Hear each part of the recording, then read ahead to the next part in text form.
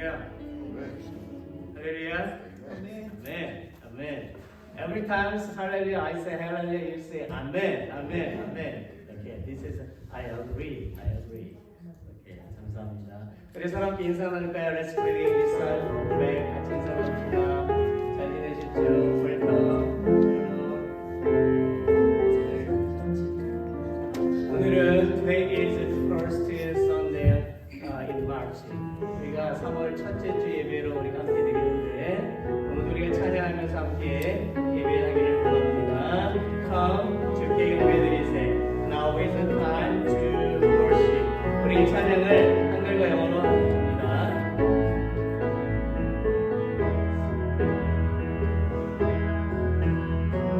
Come 주께 경배드리세.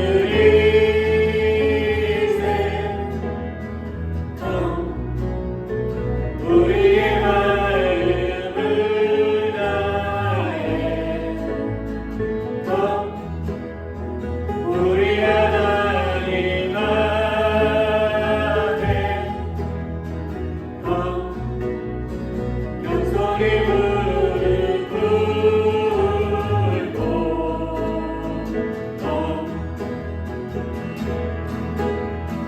모든 이가 주라시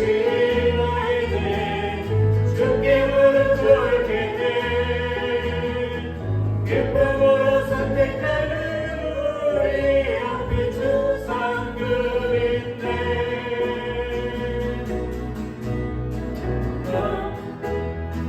주께 경배드리세.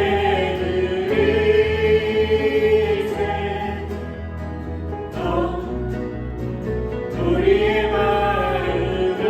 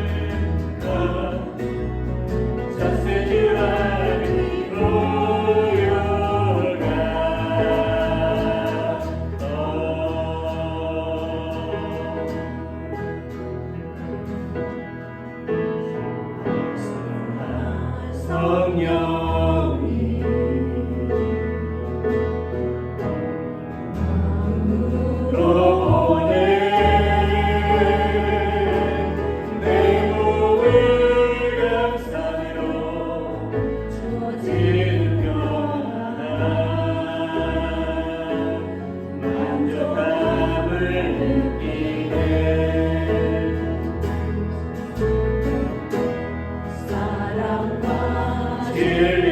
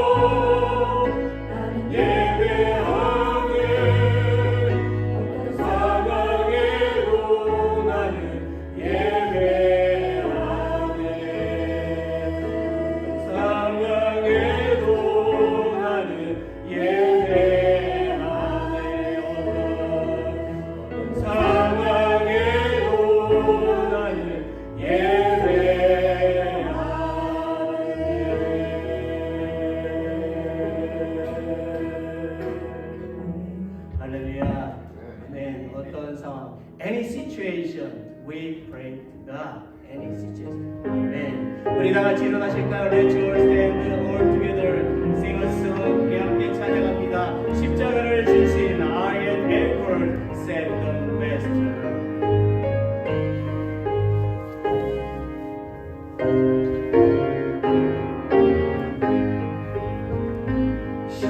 십자가를 질 수 있나 주가 물어보실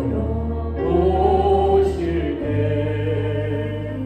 죽기까지 따르오리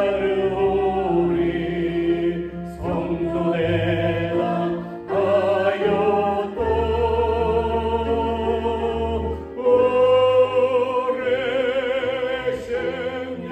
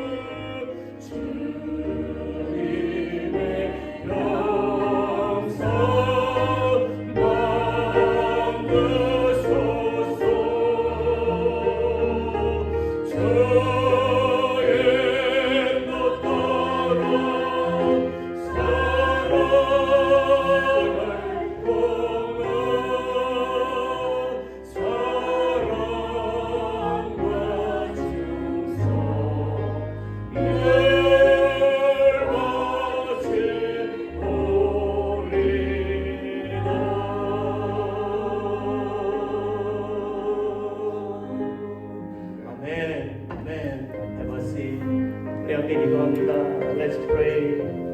저희를 구원하시기 위해서 십자가의 고난을 당하신 예수님, 저희는 찬양과 경배를 주님께 드립니다. Jesus, who suffered on the cross to save us, we praise and worship you today. 주여, 오늘 저희의 죄악 허물을 용서하시고 저희의 예배를 받으시고 주님의 은혜를 충만하게 내려 주옵소서. Lord, forgive our sins and transgressions today. Accept our worship and bestow your grace upon us.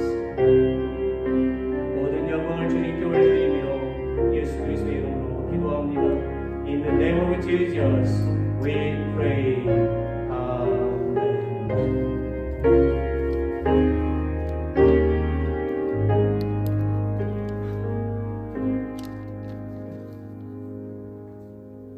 Amen. Amen.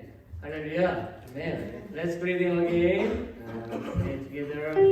Welcome. everybody. 좋습니다.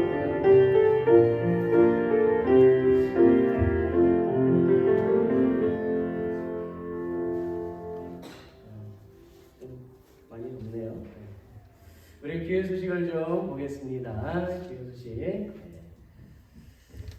넘버원 사순절 기간에 대해서 계속 우리가 말씀을 드립니다.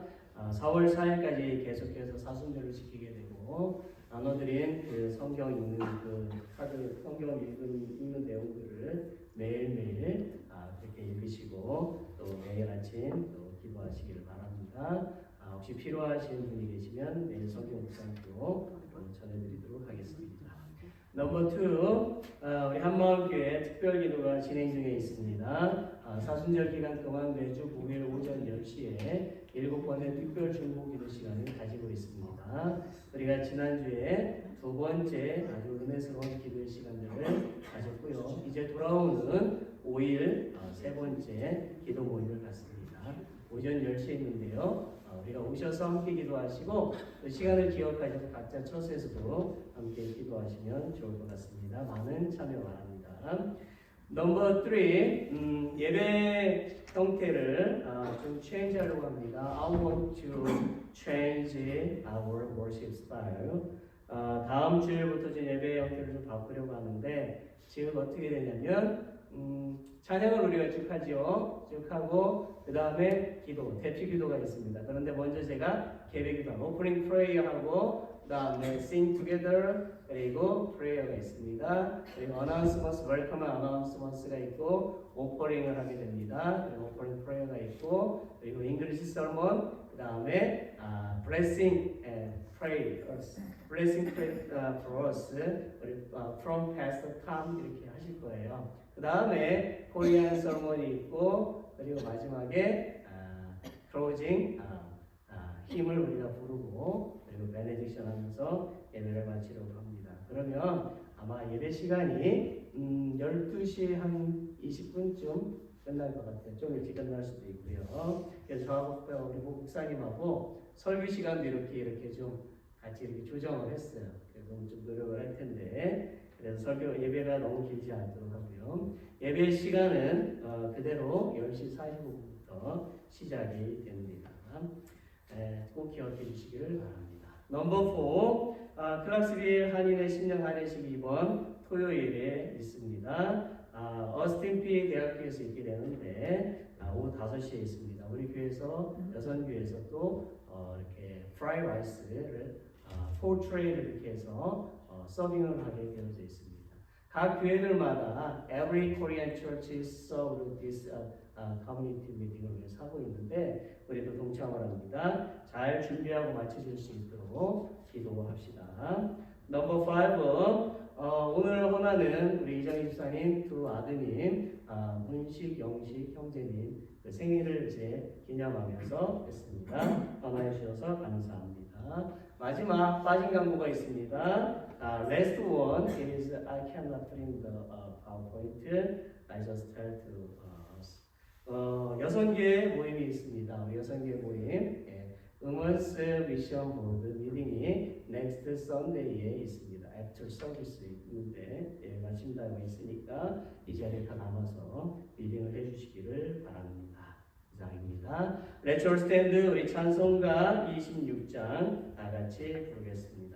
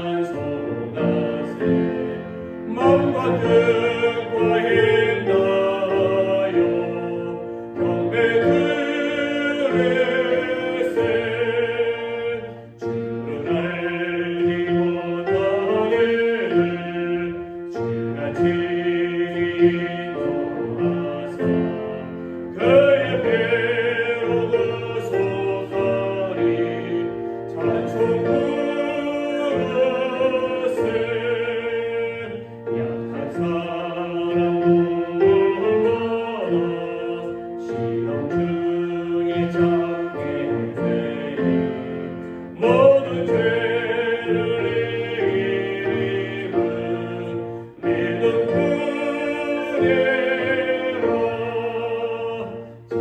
되신 우리 주는 영원토록 변함없네. 성도들아 주를 믿어 계속 계세. 네, 다시.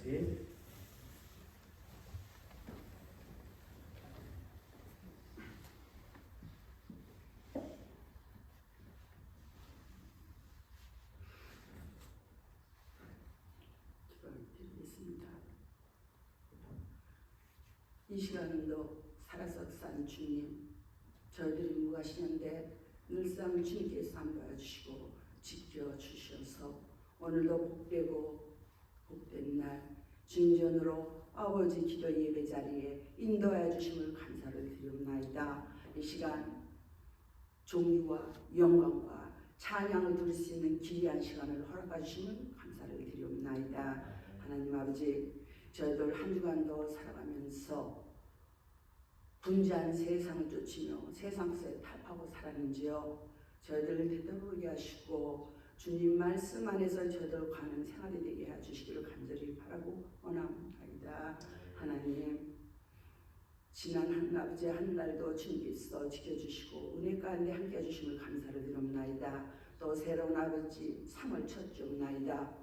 우리 주님께서 또 교회의 문을 활짝 열고 저희들을 발을 딛게 하시고 또 아버지 이 귀한 자리에 저희들 아버지 말씀을 들을 수 있는 귀한 특권을 허락해 주심을 감사를 드리옵나이다. 하나님 아버지, 저희들 아버지 하나님 이 사순절을 통하여서 저희들 근신하며 또 아버지 형식한 것이 아니라 마음을 다하여 아버지 동참하는 시간이 되게 주님께서 저희들을 인도하여 주시옵소서. 하나님 아버지, 저희들은 연약하고 부족하고 미련합나이다. 저희들에게 치유와 명철을 가주심으로 선한 마음을 베풀게 해주시옵소서. 긍정적인 마음으로 항상 아버지 하나님 저희들 사랑하는 마음을 허락해 주시옵소서. 그러므로 아버지 하나님 남의 눈에 아버지 티끌을 보기 전에 내 눈에 들보는 마음으로 항상 저의 마음을 다스리게 해주시기를 간절히 바라고 원합니다. 하나님 아버지, 주님 또 저희들을 저희 아버지 한마음교회를 사랑해 주신 거로 이 시간까지도 지켜주심을 감사를 드립나이다. 하나님 주님께 간곡히 의탁드립나이다. 우리 한마음교회가 아버지 차로 아버지 끼어들지 않게 바로잡아 주시옵소서. 십자가 든든히 붙잡고 한 걸음 한 걸음 더 성숙해 가는 우리 한마음교회가 되게 해 주시옵소서. 은혜가 넘치는 교회요 복된 교회요 우리 한마음교회가 아버지 하나님이 크락스별을 크게 살려주고 우리 주님께서 역사해 주셔서 믿고 감사를 드려나이다. 하나님 아버지, 이 시간도 아버지 찬양대 또 아버지 하나님 알게 모르게 봉사하는 우리 아버지 하나님 한마음교회 식구들을 기억해 주시옵소서. 그러므로 감사하는 마음으로 더욱 기쁨의 단을 쌓고 기쁜 마음으로 행하게 하여 주시옵소서.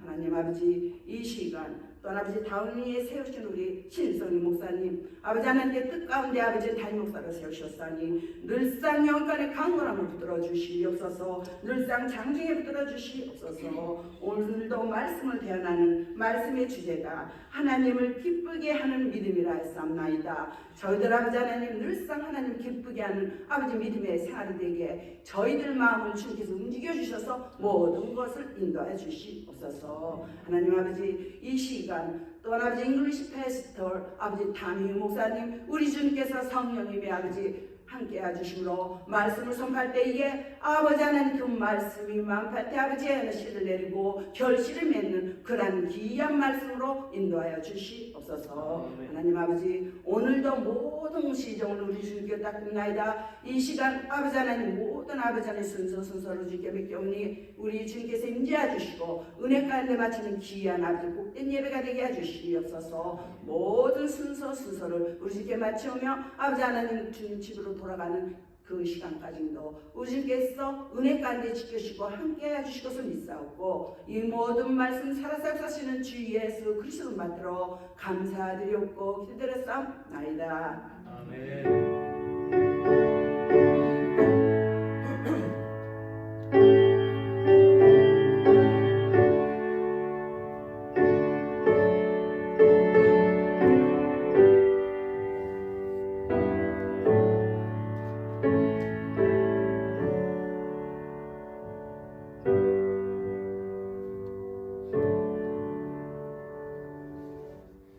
찬송가 310장 1절 그리고 2절을 부르시면서 봉헌하겠습니다.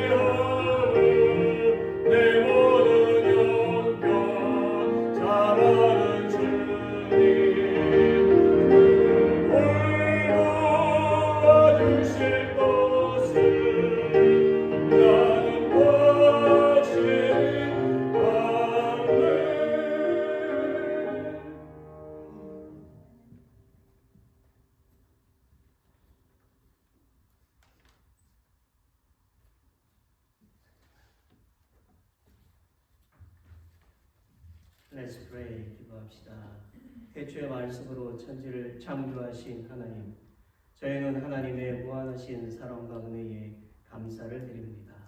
God who created heaven and earth with your word in the beginning, we thank you for your boundless love and grace. 또한 저희들에게 때를 따라서 필요한 것들을 주심을 인하여 감사드립니다. We also thank you for providing us with that we need in due time. 오늘 저희가 하나님 앞에 드리는 모든 봉헌 예물을 하나님께서 기쁘게 받으시기를 원하며 하나님의 영광을 위해서 바르게 사용되기를 원합니다. May you be pleased with all the offerings we offer to you today and use them rightly for your glory. 주님, 오늘 주님께 나온 주님의 사랑하는 백성들의 육신의 아픔을 치료하여 주시고 마음의 상처를 치료하여 주시고 재물을 풍성하게 주시어 주님께 드림과 이웃에게 베풀기에 부족함이 없게 하여 주옵소서. Lord, heal the physical and emotional wounds of your beloved people who come to you today. Heal their wounds and grant them abundant wealth so that they will have ample opportunity to give to you and to their neighbors.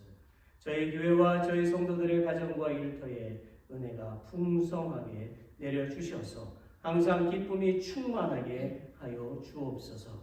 May your grace be abundant in our church, in the homes and workplaces of our members, so that they may always be filled with joy. 저희의 소망이신 예수님의 이름으로 기도합니다. In the name of Jesus, our hope, we pray. Amen.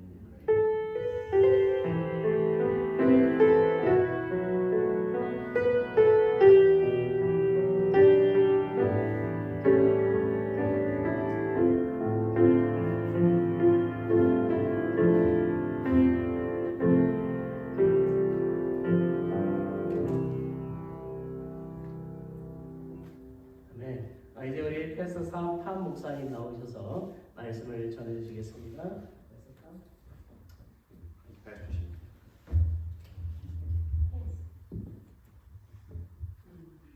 Good morning. Good to see you.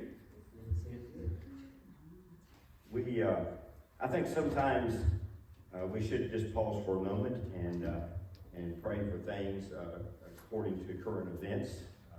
So I know that you've been very much aware of what's going on the last couple of days.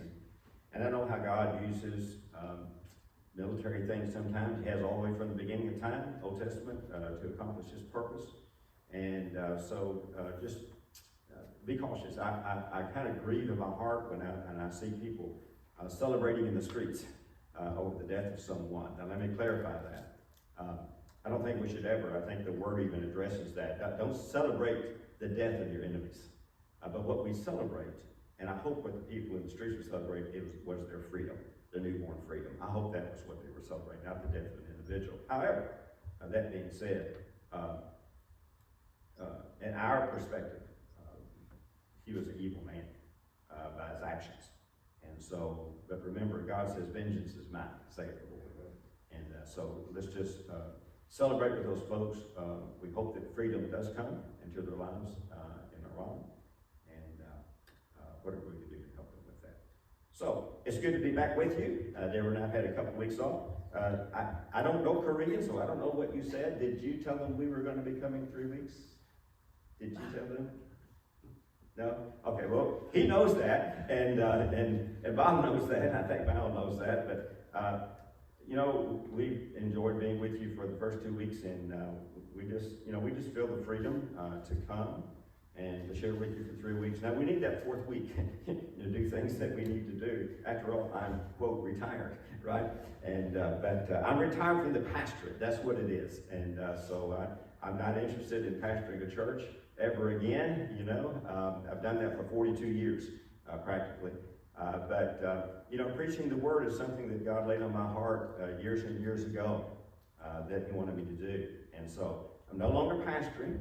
We have a pastor, Pastor Shin. I'm no longer pastoring, but I'm honored to be recognized as the English speaker on Sunday morning of One Heart Baptist Church. And so we're going to be worshiping with you for 3 Sundays. Be flexible with us. There's a couple of months. It might be 2. We don't know yet because of vacation with kids and grandkids. You got to be with those grandkids, right? We got to do it because I put it off for years. Deborah would tell you, oh, we got to do this, you know. But time has come. I spend a little more time. So anyway, so thank you for that, and just wanted to share that with you, and we ask for your prayers. Okay, all right. Let's pray together.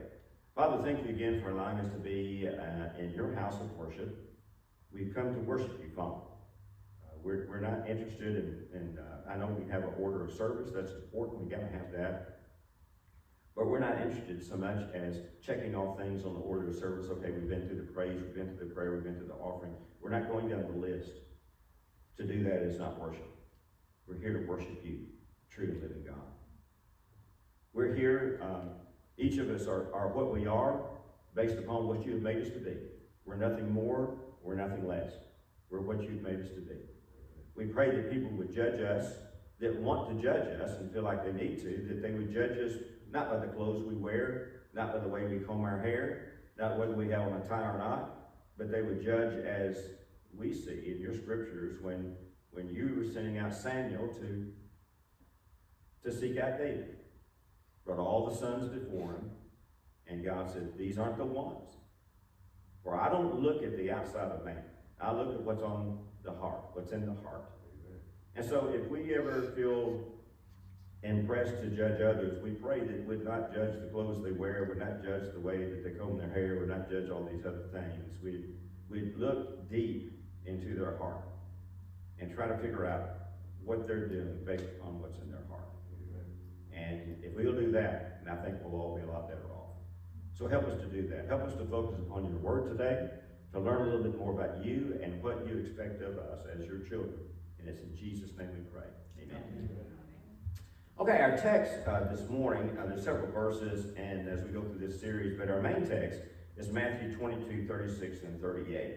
And you may want to turn there if you want to, or you'll know it by memory as soon as I start it. So let me save you from turning through your pages. Wear out your pages there. It's the greatest commandment, you know, where Jesus was asked, what is the greatest commandment? And you know what that is. But you can turn if you want to. Matthew 22, 36 through 38. So the last time we were here, we talked about God and him making us and creating us. Just a quick review, one sentence. We were made by God. Everybody understand that and agree with that? I didn't come from some sludgy, soupy swamp somewhere. You know, God created me. I understand that perfectly. How did he do it? I don't know. You know, I just know here I am. But God created me and he created you. And he created us. We're made by God and we're made for God. Made by God and for God to be loved by him. Now that's what we covered the last time I was here. He created us. He made us for himself because he wanted to love us. Now, if you don't understand that, I have a hard time grasping that, then life isn't going to make much sense, right? We have to have that foundation. Today we look at the flip side of that truth, which is that God wants us to love him back. He made us, he created us to love us, and he wants us to love him back. All right, so we're going to talk about that today, what that entails and how do we do that. So this brings us, when we do that, when we love him back, it brings enjoyment to him and it is the first purpose of our lives. In the same way, if you've ever had children or grandchildren, you love them, and I know you love them unconditionally. You know, we even love our pets, right? We've got a cat. The cat's kind of been shying away from me the last couple of days. I don't know why. I feed it, I water it, I don't know why. It doesn't want anything to do with me for the last couple of days. But I had a heart-to-heart talk with it the other day. And I said, if you don't want to rub up against me, that's your business, but I'm going to love you anyway. That's unconditional love, okay? And so God loves us unconditionally. We love our children and grandchildren unconditionally. They do some things that we don't perhaps like sometimes or don't understand, but we love them just the same. We love them unconditionally. And so our first purpose of life is to realize that God also wants us to love him. When my children love me back, that makes me happy, Grace. Yeah. I don't want to have to do anything to make them feel like they've got to love me, but when they choose to love me back, I love them first. But when they choose to love me back, oh, that makes me feel so good. How about you? And God created us to love us, so he loves us first, but when we choose to love him back, it pleases him immensely. Immensely. One day, Jesus was asked, "Teacher, which is the most important commandment in the law of Moses?" Listen to the words of Jesus. "You must love the Lord your God with all your heart, with all your soul, and with all your mind. This is the first and the greatest commandment." With these words, Jesus is telling us that what we're supposed to do in life. We're supposed to learn to love God back. Some of us haven't learned that as much as we need to. We need to learn to love God back. He made us to love us and to know us, and he wants us to love and to know him. Same thing. He made us to love and to know us. He wanted to know us. He wants to love us. He wants us to know and love him back. Now, the only way you come around to getting to know God is accept his plan, which is to identify with Jesus Christ, having died on the cross for your sins, and your acceptance of him as your Savior and Lord. So we're to know him and love him. Now, there's a word for this. There's a word for this. Knowing God and loving him, responding back in that way, and that word is worship. What a wonderful song we started out with this morning. Come, now is the time to worship. That's why we're here. Now, if you came here because it's just Sunday, I hope nobody does this, but if you came here just because it's Sunday and that's what you're supposed to do on Sunday, you can go ahead and leave if you want to. It won't make me mad because you're not here for the right reason. Okay? If you come to just play the bass guitar or play the piano, it's okay not to do that because God's not going to receive it because your worship is not in the right place. Okay? So we are to worship him. So our first purpose in life is this. We are to worship God. That's the first purpose in life. This is our primary objective and highest priority. It is our number one purpose in life. I think I said that. I said it twice. Well, what does the word worship mean? By the way, if I say something 2 or 3 times, you have to figure this out. It may be for emphasis. I may say something 2 or 3 times for emphasis. Or I could say something 2 or 3 times just because I'm 73 and I forgot I said it in the first place. Whichever one. All right, so you have to figure that out. But listen to Romans 12:1. This is what Paul says with regards to worship. Romans 12:1. And so, dear brothers and sisters, I plead with you. He's not just saying, I hope that you'll do it. He says, I plead with you to give your bodies to God because of all that he's done for you. Had someone ask me when we were teaching the Bible in China when we were living there, and said, well, how do I know that God loves me? You say that, but how do I know that to be true? I said, look at the cross. See what he's done for you. That way you'll know how much he loves you. Sent his son to die on the cross for your sins. Paul continues, he says, let your bodies be a living. So he's not talking about killing ourselves. He's not doing that. He says, let your life, let them be a living and a holy sacrifice. I'll get it right in a minute. Let them be a living and a holy sacrifice. Your bodies, a living and holy sacrifice. The kind that he will find acceptable. All through the Old Testament, when God was teaching them about bringing him offerings, he says, don't you be bringing me anything that's got blemishes on it. Don't you be bringing me anything that's got spots all over it like that. Don't you be bringing me anything that's got a lame foot. I'm not going to accept that. You bring me your best, and then I'll accept that. When we're trying to worship God, if we're doing anything other than our best, God is possibly not going to receive it. And if I come to his house because I want to worship him, then I want to do my very best in worshiping him. Okay? That's why I'm here, worshiping him. It's good to see all of you. We enjoy the fellowship afterwards, all those kind of things. But our main purpose here today is to worship God, right? Amen. This is what worship is all about. Worship is our response to God. God's already responded to our needs on the cross. Worship is our response to him. Worship is the way we react, the way we respond to God when he loves us. God always makes the first move by loving us first. The scriptures bear that out. Worship is our response to it. Worship is also giving back to God. God gives to us and we give back to him. Now, I'm not talking about just money in the offering plate here.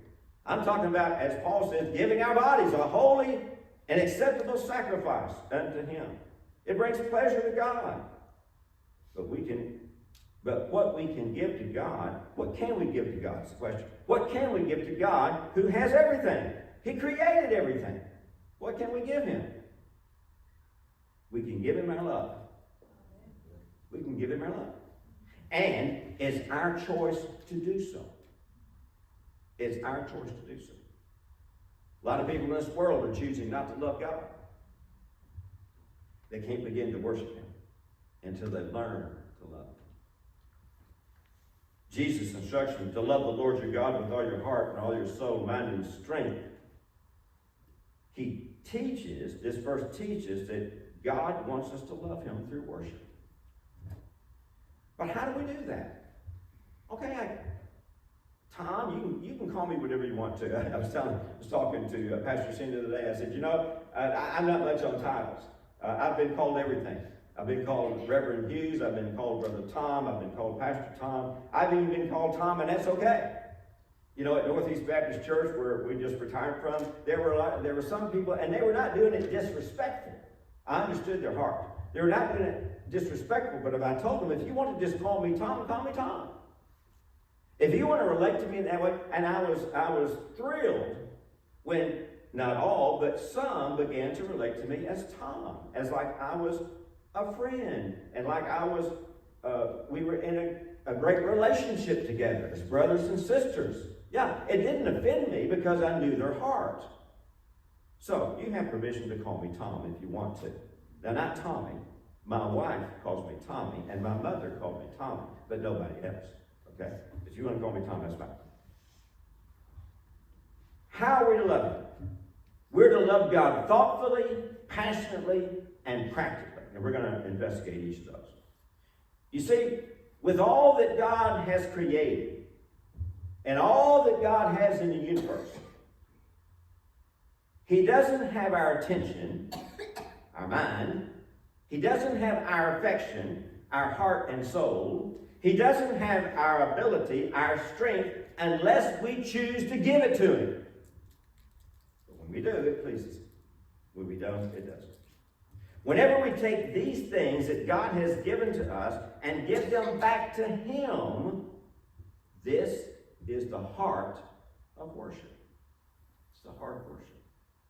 So let's continue going a little deeper and considering how our love, our worship for God is implemented or put into practical application. Because again, I'm here for this hour, you're here for this hour. I want to make the best of it in worshiping God. In worshiping God. First, worship is focusing our mind, our thoughts, our attention on God. If you're focusing, I know you're listening to what I'm saying, but if you're focusing upon me and not God right now, you're not worshiping. The scripture should help to lead you to worship God. The praise songs and the hymns we sing should help to lead us to worship God. Right? But if we're all hung up on what we're singing, or all hung up on what the pastor's preaching, you know, I've heard that great commandment, love the Lord your God with all your heart, soul, mind, strength, all my life. I don't need to hear that again. If that's what you're thinking, you're not worshiping. When we were singing the songs this morning, if you didn't like one of those songs, you're not worshiping. You're focusing upon the wrong thing. And so we're to focus our mind, our attention on God. It doesn't happen just by going through the motions. Again, I think every service should have an order. And the printed order of service is helpful. But let's don't interfere our worship of God if the Holy Spirit breaks forth and leads us to do something that's not printed in the order of the service. The ceiling won't fall. The church won't close if we respond to something that the Holy Spirit leads us to do in the worship. We have an invitation at the end of the service. Okay? I know Pastor Shin does too. But if someone was to come out of their pew right now under conviction of the Holy Spirit and they fall at this altar, I wouldn't say, hey, I'm not done yet. You're going to have to wait to the appropriate time. If I do that, I've just interrupted the worship of God. Right? So we can't be so strict on the order of service. And I'm thankful for the order of service. We're here to worship the Lord. Okay? We've got to focus our minds on Him. Psalm 139:1-3 says, "Oh Lord, you've examined my heart, and you know everything about me." Boy, if that doesn't put us in a humble place, I don't know what does. You know everything about me, God. You know the times that I'm worshiping you. You know the times that I'm not. You know the times that I've got those thoughts that are pleasing to you. You know the times where there's things in my mind that don't please you. You know the times when I'm trying to offer my body as a holy sacrifice unto you, and you know the times that I could care less about doing it. You know everything about me.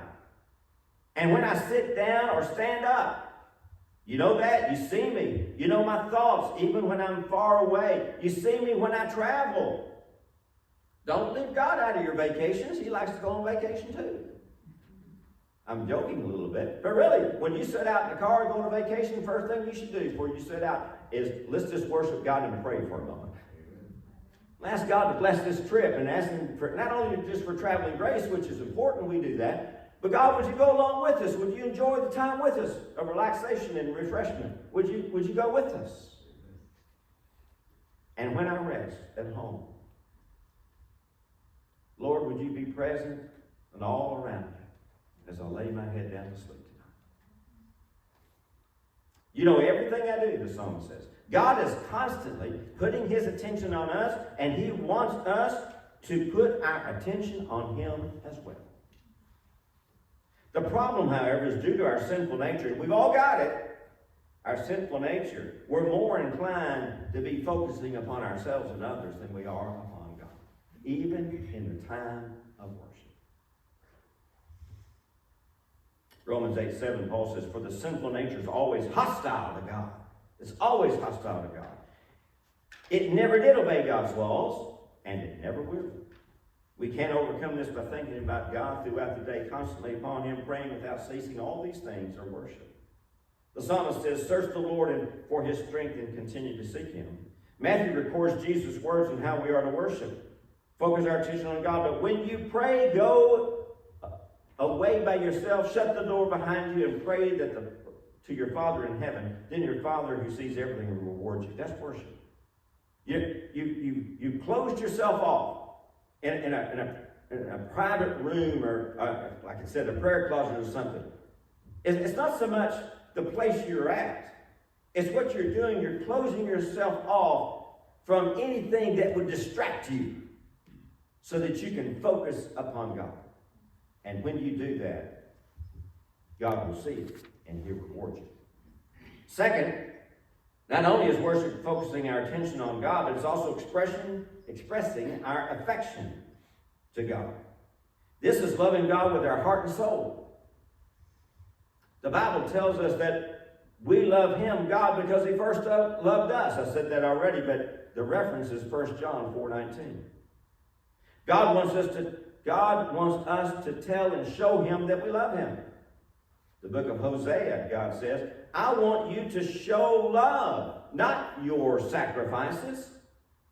I want you to know and love me more than I want your burnt offerings. Well, we don't offer any burnt offerings unless it's by mistake when we're cooking dinner, right?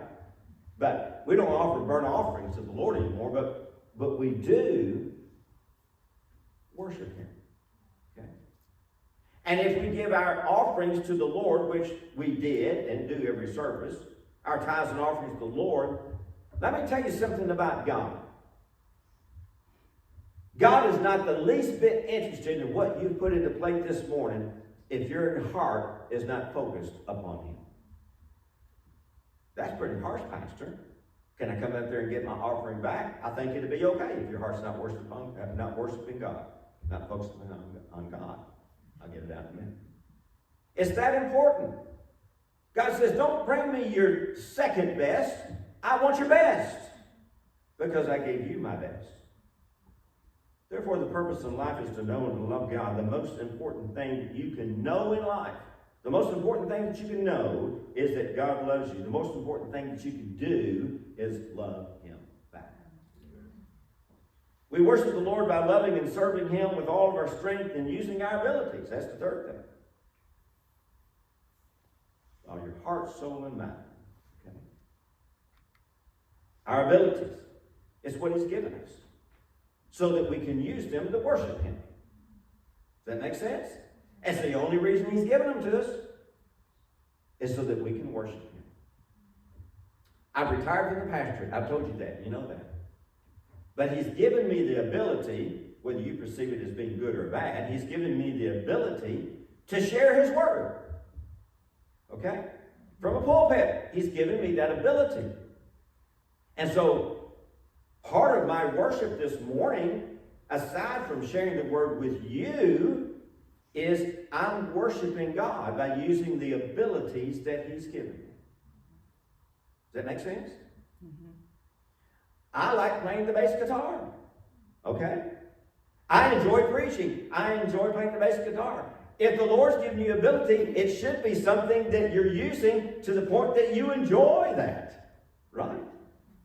Now, I was kind of rather nervous on that second song, Grace, because it's a little more difficult to play. And it wasn't because I was concerned about the fact that you might hear a wrong note, because you probably did. But I was thinking, Father, I'm wanting to worship you by playing this instrument, just like David played the harp. I want to worship you by playing this instrument, and so I want to get it right. Help me in my ability to get it right. That's what I was thinking.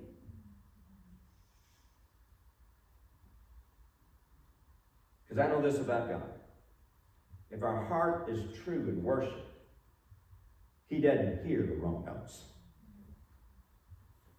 I've heard some singers, and I'm not judgmental of their ability, but some people can sing and some people can't. You know what I mean? But that's just me. When people stand up and sing and they hit a wrong note or they're singing off key, musicians can tell when somebody's singing off key. And if they're singing off key, it might bother me a little bit, but if their heart is right, it doesn't matter to God at all. Not at all. That should set you free in the abilities that God has given you. Use them as a means to worship Him. Yeah, I don't knock them. I don't hit a home run every time I preach. Sometimes I don't even hardly get to first base. That's in my mind. Maybe in other people's mind. But in God's mind, if I'm worshiping Him by sharing the Word, He says that's all that matters to me. I mean, we're not here to do a production, right? We're not here to do a production to please people. We're here to worship, to please God. And allow me to say, as one that used to wear a tie all the time, whether I do that in a tie or not, it doesn't matter to God. Might matter to people, but doesn't matter to God. And I want to please you, and I want to make you happy, but I've learned a long time ago, I can't please everybody. The first and most thing I need to be concerned about is whether I'm pleasing God. And God could care less whether I've got on a tie or not. He really could. He'd care less. He's looking at the heart. He's looking at the heart. Okay? God created us with a desire to worship. If we don't worship and give ourselves to Him, you know what we'll do?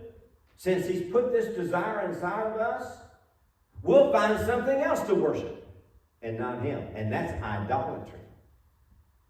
He gave us a desire way down deep to worship something other than ourselves. But when we do worship ourselves or worship other things than Him, it's a sin. How do I know this happens? Well, think about Jesus in the wilderness. That's exactly what Satan tried to get him to do. Worship something other than God. Just bow down before me, and I'll take care of everything else. See, he's not changed his tactics.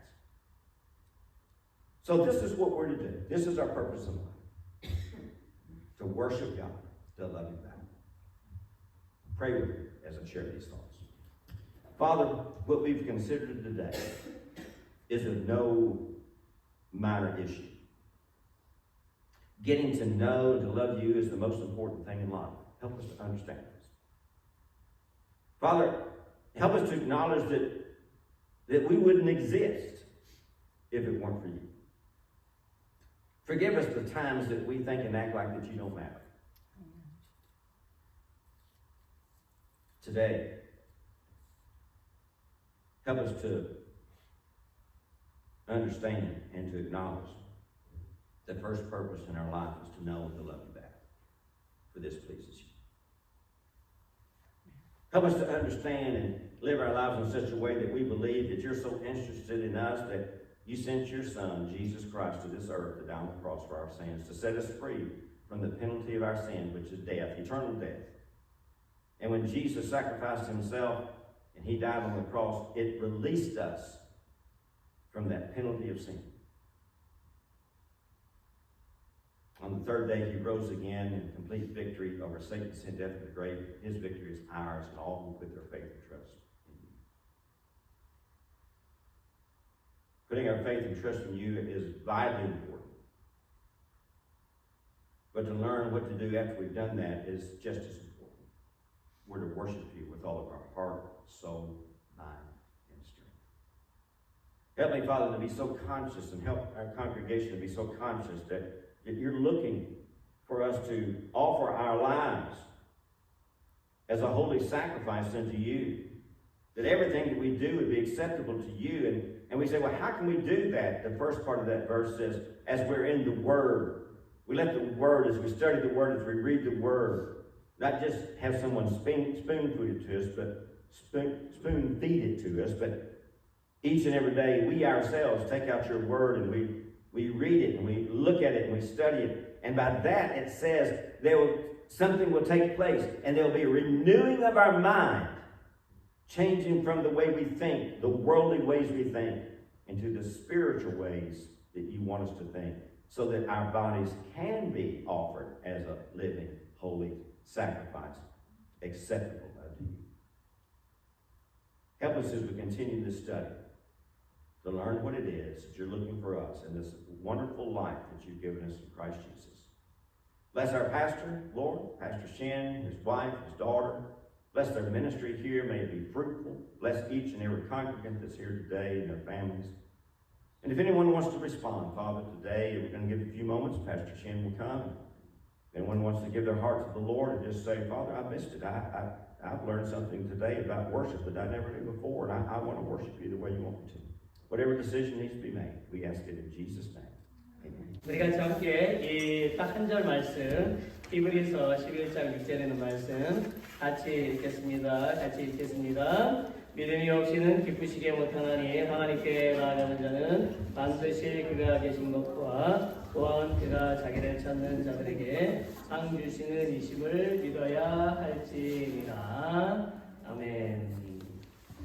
저는 오늘 우리가 제목을 좀 보시는 대로 하나님을 기쁘게 하는 그 믿음은 과연 무엇일까, 이런 제목으로 좀 말씀을 나누려고 합니다.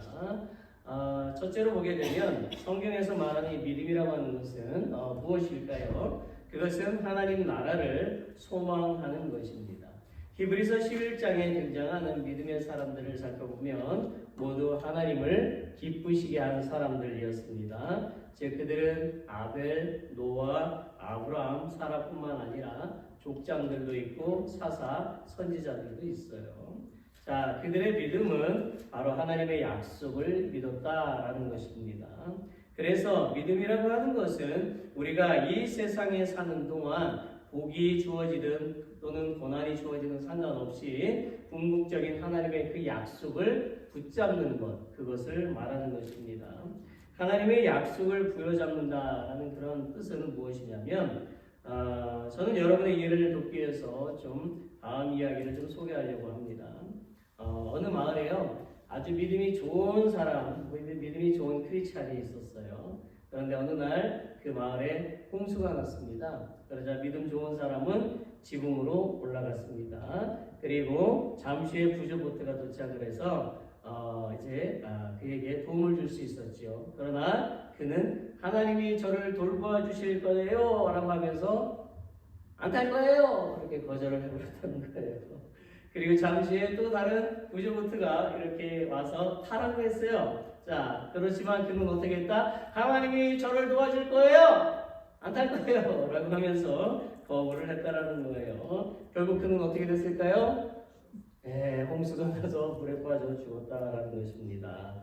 그런 다음에 천국에 갔어요. 그리고 하나님을 만났어요. 그래서 너무너무 화가 나가지고 하나님 앞에 따지는 거예요. 하나님, 저를 돌보아 주신다고 하셨잖아요. 그런데 왜 저를 안 돌보아 주신 겁니까? 라고 하자 하나님이 이렇게 말씀하셨어요. 그럼 내가 너를 돌보아 줬지, 보트를 몇 번이나 보냈는데, 2번씩이나 보냈는데 네가 거부해서 네가 빠져 죽은 거잖아. 그렇게 말씀을 하셨대요. 여러분, 이 이야기를 볼 때에 믿음이 무엇인지 알 수 있으시겠습니까?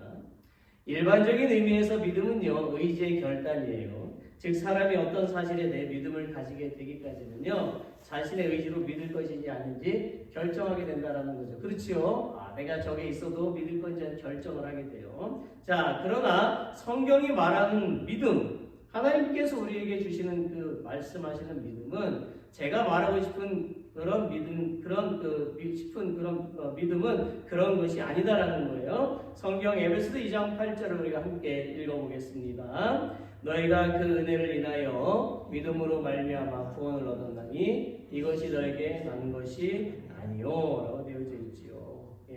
즉 바울은요, 믿음을 이렇게 얘기하는 거예요. 믿음이라고 하는 것은 의지의 결단에서 비롯된 것이 아니라 오직 하나님의 은혜라고 가르쳐주고 있다는 것입니다. 은혜는 그것을 받는 사람의 의지와는 상관이 없이 하나님으로부터 값없이 주어지는 것을 말하는 거예요. 유명한 무당이요, 어떻게 하나님을 만날 수 있을까요? 우리는 그런 이야기 듣잖아. 되게 유명한데 하나님을 만났대. 무슬림에서 자라서 무슬림이라는 것밖에 모르는 사람이, 무슬림의 리더였던 사람이 어떻게 예수님을 믿을 수 있을까요? 그런데 하나님의 은혜로 말미암아 그들이 하나님을 믿게 된다는 거예요. 예수님을 구원자로 영접하게 된다는 것입니다. 이와 같이 믿음이라고 하는 것은요, 나의 의지로 얻는 것이 아니에요. 하나님의 은혜로 되는 것입니다. 하나님이 인간에게 은혜를 베푸셔야만 그 믿음이 있게 되는 것이고 구원을 얻게 되는 것이지요. 그래서 우리의 지식이나 우리의 의지로 믿음을 가질 수 있는 것이 아닙니다. 우리가 우리의 지식으로 어떻게 하나님이 우주 만물을 창조하셨다는 것을 믿을 수가 있겠습니까? 우리는 우리의 지식으로 그것을 도저히 믿을 수가 없습니다. 그저 우리는 하나님을 믿게 해달라고, 하나님 모든 만물을 창조하신 것을 믿게 해달라고 기도해야만 하는 것이지요. 우리는 하나님을 만나든지 하나님의 음성을 듣든지 하나님이 믿어질 때까지 뭐 해야 된다? 계속 기도해야 되는 것입니다. 우리는 끝까지 소망을 가져야 된다는 것입니다. 다른 이야기 하나 더 하죠. 존 파이퍼 목사님의 글에 보면 우리 믿음의 공로가 있는가? 우리 믿음의 공로가 있는가? 거기에 이런 글이 실려 있어요. 사형 선고를 어떤 사람이 사형 선고를 받게 되었고요. 그리고 집행을 기다리고 있었는데, 자 여기서 이 사람을 만약에 당신, 여러분이라고 한번 가정해 보자는 거예요. 살인자로서 사형 선고를 앞에 둔 사람이 나다라고 생각하고 한번 들어보시라는 거예요. 자, 지금 여러분은 모든 사람이 여러분의 유죄를 알고 있을 만큼 죽어 마땅한 죄수가 되어 감옥에 갇혀 있어요. 그런데요, 대통령으로부터 한 통의 편지를 받게 되었습니다. 그 편지에 보니까 대통령이 이렇게 말하는 거예요. 나의 최고의 권력으로 당신에게 내려진 사형 선고를 면제하고 석방시키기로 결정했다. 대통령이 이런 글을 내린 이유는 당신의 무죄를 입증할 만한 새로운 증거가 나타났기 때문이 아니라 모든 사람 앞에서 대통령으로서 자비를 선포할 수 있는 자신의 권위를 통해서 자유함을 주는 것이다라는 거예요. 그래야 국법을 어긴 당신의 태도가 그의 자비로운 통치권 앞에 겸손히 낮아져 결국에는 감사하는 마음을 갖게 하기 위해서다라는 거지요. 자, 그래서 그는 편지에 찍힌 그 자신의 인장을 교도소장에게 보여주기만 하면 당신이 아무 이유 없이 자유롭게 감옥에서 세상으로 나올 수 있다라고 알려주어요. 자, 이 지시에 따라서 이제 당신은 간수를 불러서 편지를 보여주는 거예요. 대통령이 도장을 찍어서 나를 석방하라고 쓴 편지가 여기 있다고 교도소장에게 가서 이렇게 보여주는 거예요. 자, 그렇게 해서 교도소장의 사무실로 들어선 당신은 활짝 열린 창문을 통해서 불어들어오는 신선한 공기를 마시고 당신은 생기와 자유로 가득 찬 느낌을 받습니다. 그 창가 너머에 있는 푸른 나무와 또 그 위로 날아다니는 새가 보입니다. 이제 손에 있던 그 편지를 교도소장에게 건네니 그가 그 내용을 읽고는 아무 질문 없이 간수를 통해서 당신의 옷과 물건을 내주라고 명령을 합니다. 그렇게 해서 교도소로 나오게 된 당신은 고개를 돌려 그 거대한 건물을 한번 봅니다.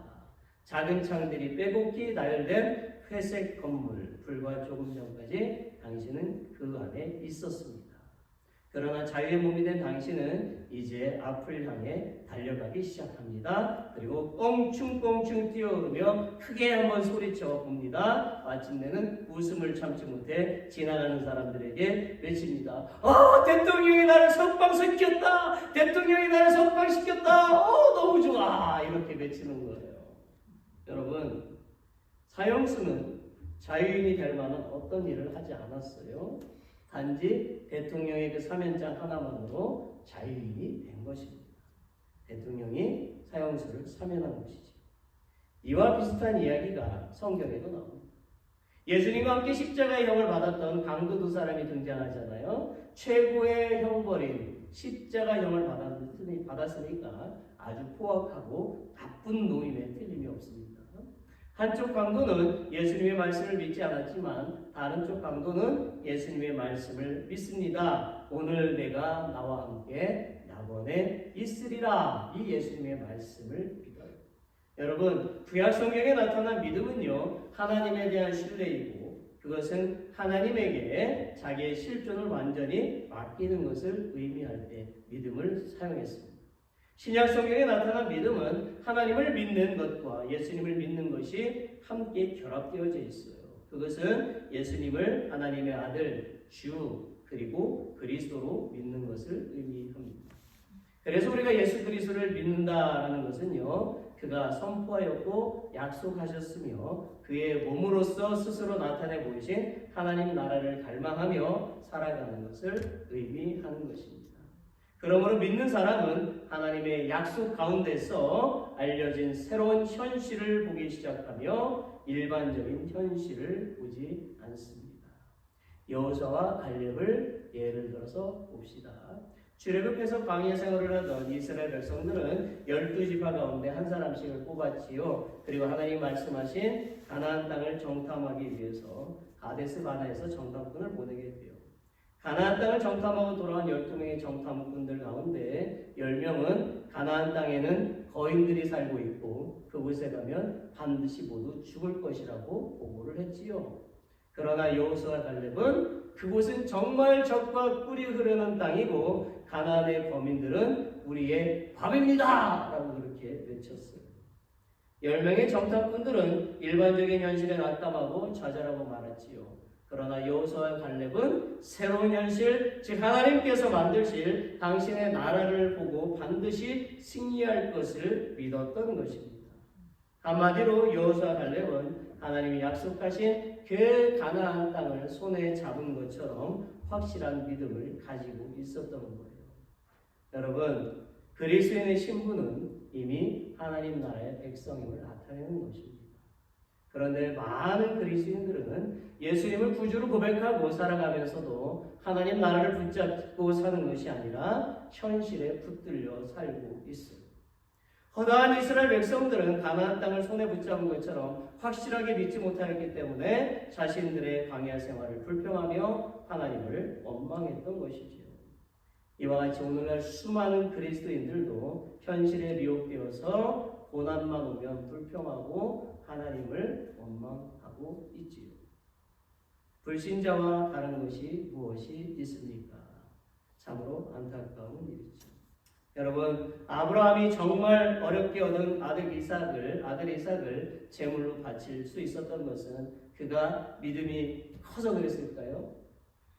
그가 큰 믿음을 가져서가 아닙니다. 오해하지 마십시오.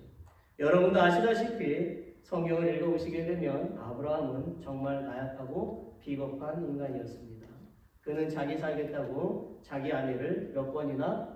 두 번이나 내 아내 아니에요. 네, 그렇게 말하지 않았습니까? 그렇게 비겁했고 연약했던 사람이 바로 아브라함이었어요. 그러나 실로 아브라함의 믿음은 산을 옮기거나 바위를 옮기거나 병을 고치거나 죽은 사람을 살리는 것이 아니라 오직 하나님의 약속의 말씀에 순종하여 묵묵히 하나님을 따라가는 것이었습니다. 저도 개인적으로 아브라함처럼 일을 맡기면 따지지 말고 순종하고 따라오는 사람을 좋아합니다. 그가 아들 이삭을 잡아서 하나님께 바칠 수 있었던 것은요, 하나님이 자신의 아들 이삭을 반드시 살려줄 것을 믿은 것이 아니라 자신의 아들 이삭이 죽는다 할지라도 하나님 나라에서 다시 볼 수 있을 것을 믿었기 때문이다라는 거예요. 한마디로 그의 믿음은 날마다 하나님 나라를 소망하며 사는 것이었습니다. 사랑하는 성도 여러분, 이 세상에 소망이 무슨 소망이 있습니까? 세계는 끊임없이 전쟁이 이어집니다. 우크라이나와 러시아의 전쟁은 아직도 멈추지 않았습니다. 아프리카에서 끊임없이 전쟁이 일어나고 있어요. 조용하던 이스라엘도 전쟁을 시작하고 지금 미국과 이란은 전쟁을 시작을 했습니다. 이란의 최고 지도자 하메네이가 어제 죽었습니다. 이란은 성명서를 발표했습니다. 복수를 할 것이다. 나의 형제들이 복수를 반드시 할 것이다. 새로운 질병은 끊임없이 나타나서 우리를 괴롭힙니다. 그리고 우리는 정들었던 사람에게도 실망하고 사랑으로 키우던 펫도 죽을 때가 되면 마음이 아파요. 우리가 먹는 약도 효과가 없어요. 우리의 몸도 나이가 들수록 약해집니다. 우리는 내비게이션을 믿었다가 어려움을 겪는 일도 한두 번이 아니죠. 이와 같이 우리의 인생이 온통 근심투성이입니다. 그렇다면 소망은 무엇입니까? 이 세상은 변하기 때문에 소망이 없지만 하나님 나라는 변하지 않아요. 그래서 우리는 어디에 소망을 두어야 됩니까? 하나님 나라에 소망을 두어야만 하는 것입니다.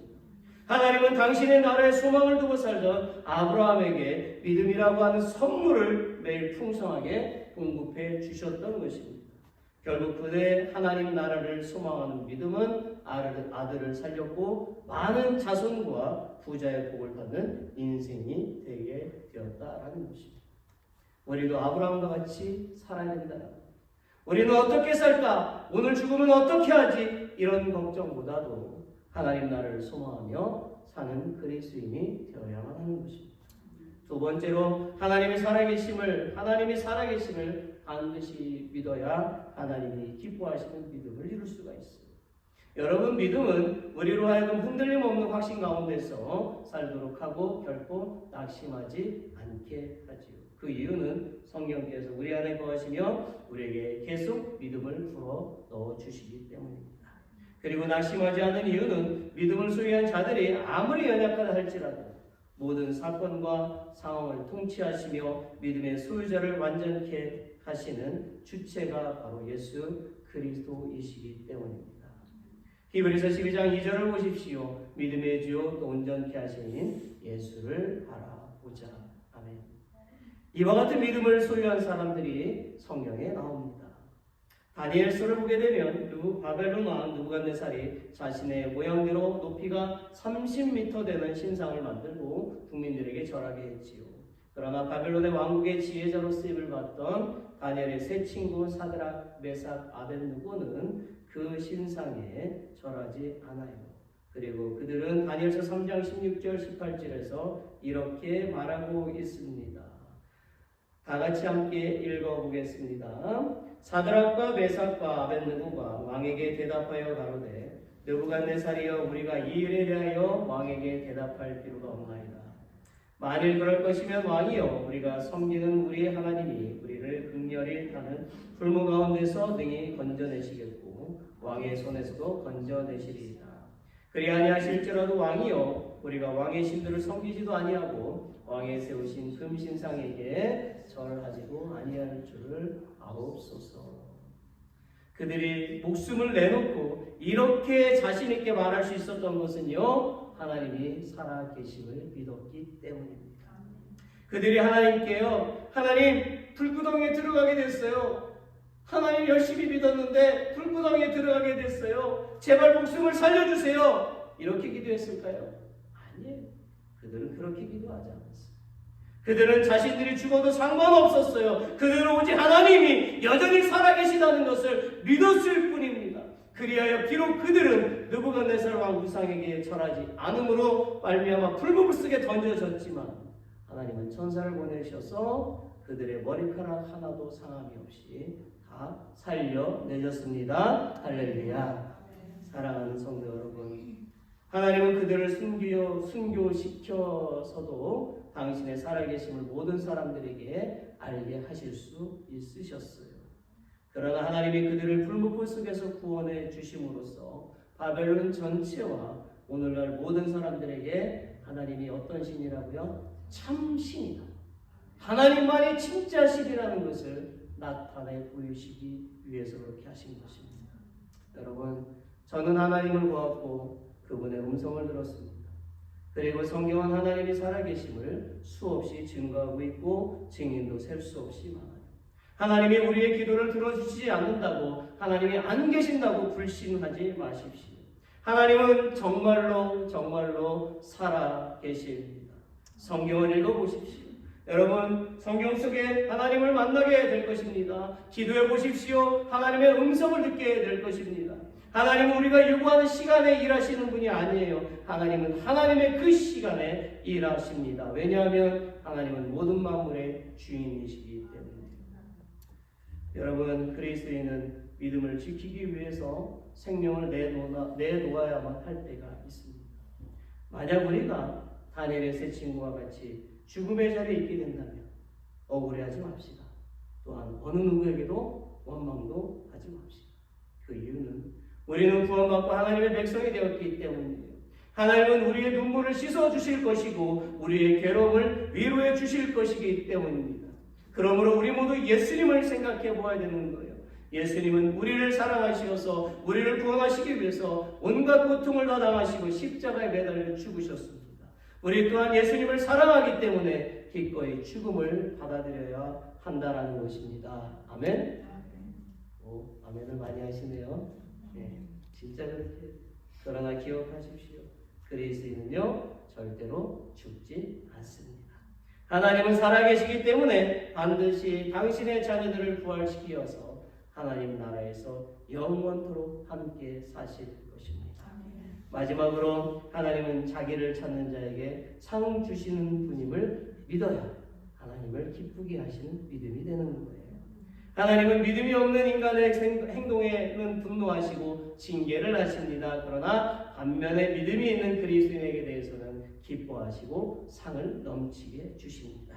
예수님은 마태복음 25장 21절, 25절, 29절에서 말씀하셨어요. 우리 같이 함께 읽어보겠습니다. 그 주인이 이르되 잘하였도다 착하고 충성된 종아 네가 작은 일에 충성하였으매 내가 많은 것으로 내게 맡기리니 내 주인의 즐거움에 참여할지어다 하고 두려워하여가 나가서 당신의 달란트를 땅에 감추어 두었나이다.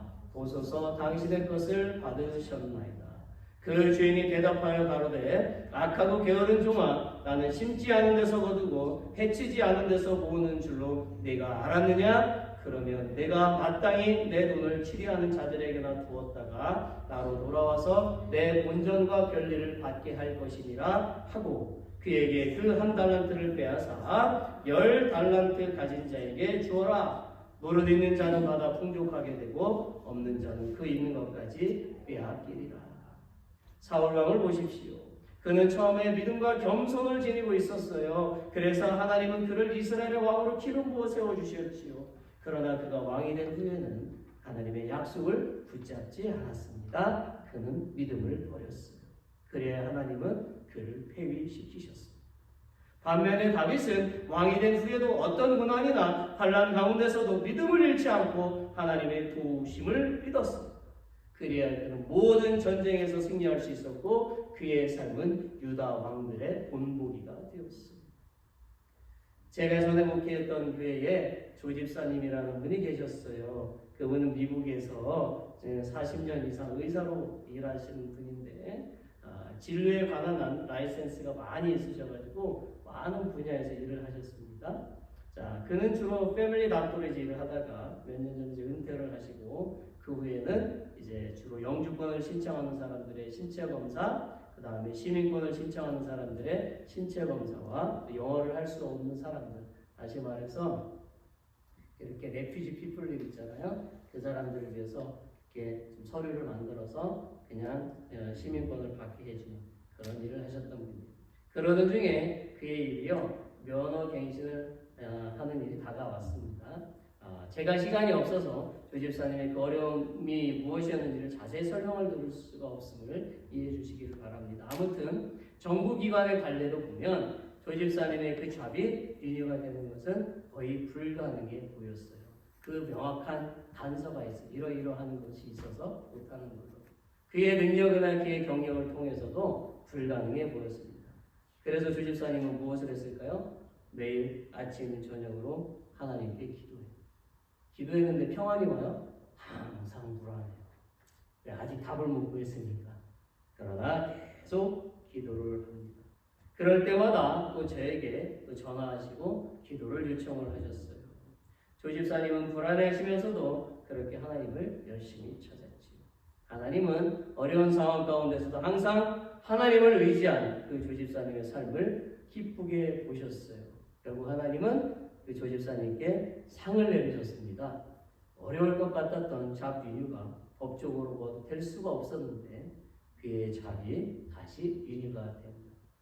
그리고 돌아가실 때까지 일을 하시게 됐어요. 사랑하는 성도 여러분, 우리는 다른 사람들로부터 보상을 받고자 할 때에 많은 노력을 하지요. 그렇죠? 네, 안 하나요? 네. 저도 저희한테 보상받으려면 노력 많이 해야 되거든요. 잘 보여야 되니까. 우리는 그 상을 받으려고 타인에게 아부도 하고 아파도 일을 하러 가고 휴가도 반납하고 손해도 볼 때가 있고 오래 기다려야 할 때도 있죠. 그렇죠? 만약 내가 대통령으로부터 상을 받는다면 얼마나 좋을까요? 만약 내 자녀가 노벨상을 받는다면 얼마나 영광스러울까요? 우리는 정말 이 세상에서 상을 받고 싶어해요. 정말 사람은 이런 상을 받기 위해서 수많은 노력을 합니다. 그런데요, 하나님을 믿으면서 상을 받으려고 할 때는 너무 쉽게 받으려고 하는 것이 많은 것 같습니다. 아니, 어떤 그리스도인은 하나님으로부터 상을 받고 싶지도 않은 것 같아요. 하나님이 주시는 상은요, 예레미야 29장 12절로 13절에 잘 나와 있는데 우리 함께 읽어봅시다. 너희가 내게 부르짖으며 내게 와서 기도하면 내가 너희들의 기도를 들을 것이요 너희가 온 마음으로 나를 구하면 나를 찾을 것이요 나를 만나리라. 이 말씀도 보십시오. 그가 자기를 찾는 자에게 상 주시는 이심을 기도할지니라. 나를 찾으면 만나주겠다. 아멘. 그러므로 우리는 항상 하나님을 찾아야 되는 거야. 하나님께 간구함으로 도움을 구해야 된다는 것입니다. 여러분, 우리는 열심히 기도해도 하나님이 살아계심을 불신할 때가 있어요. 그러나 포기하지 마십시오. 하나님은 뭐하다고요? 살아계셔요. 살아계십니다. 믿음을 가지고 끝까지 기도해 보십시오. 믿음 생활을 계속 해보십시오. 상은 아무에게나 주어지는 것이 아니잖아요. 주님을 위해서 그 믿음을 생활할 때 하나님께서 상을 주시는 것입니다. 말씀을 맺습니다. 여러분, 저는 여러분에게 하나님을 믿었더니 부자가 되었다, 좋은 대학에 갔다, 높은 자리에 앉게 되었다, 이거 가르치려는 거 아니에요. 그거 가르치려고 여기 온 건 아니에요. 이런 가르침은요, 세상이 다 알려줘요. 세상에 좋은 책들 많이 있어요. 저는 오늘 말씀처럼 그리스도인은 자신의 영광을 위해서 사는 사람이 아니고 하나님께 기쁨을 누리기 위해서 사는 사람이라는 것을 깨닫게 하기 위해서 설교하는 거예요. 오늘 탐 목사님이 똑같은 얘기했죠? 신기해요. 저쪽 교회에서도 그런 일이 많이 있었어요. 영이 통하면 설교도 같더라고요. 여러분, 이것이야말로 하나님의 자녀된 도리이고 우리의 신앙생활에서 가장 중요한 것임을 알아야 하는 것입니다. 사도 바울을 보십시오. 그는 대단한 믿음을 가진 사람이었습니다. 그러나 그는 머리가 잘려나가는 그 처형을 당하면서도 예수 3번씩이나 그렇게 외쳤다라고 역사에 기록이 되어져 있습니다. 그는 정말 예수님을 잘 믿었죠. 그는 부자도 아니었습니다. 높은 자리에 앉은 사람도 아니었습니다. 그는 항상 하나님을 믿었고 하나님의 나라를 소망하면서 살았어요. 그 결과 그는 하나님 나라에 들어갔습니다. 사랑하는 성도 여러분, 하나님을 기쁘시게 하는 믿음은요, 우리가 하나님 나라를 소망하면서 하나님께서 약속하신 말씀에 순종하며 사는 것입니다. 그럴 때 하나님은 우리를 정말 기뻐하시고 칭찬하시는 거예요. 이 세상에 사는 동안 믿음의 길을 걸어가시고 천국에서 함께 기뻐하시는 저 여러분이 되시기를 예수 그리스도의 이름으로 축원합니다. 아멘. 우리 다 일어나시겠습니다. 찬송가 384장 1절을 부를 거예요. 제가 찬송가를 바꿨어요. 찬송가 384장 1절, 나의 갈 길 다가도록 우리 힘차게 한번 불러봅시다.